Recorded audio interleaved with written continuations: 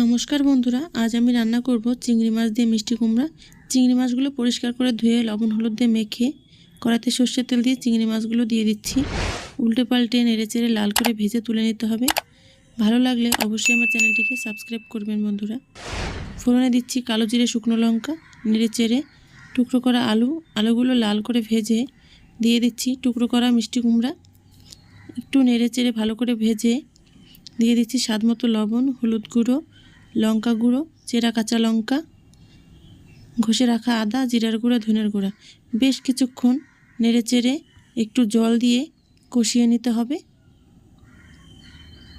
কষা হয়ে গেলে ভেজে রাখা চিংড়ি মাছগুলো দিয়ে আবার একটু নেড়েচেড়ে কষিয়ে দিয়ে দিতে হবে গরম জল কিংবা ঠান্ডা জল দিলেও হবে। এভাবে 5 মিনিট ঢাকা দিয়ে রান্না করলেই তাহলে রেডি চিংড়ি মিষ্টি কুমড়া।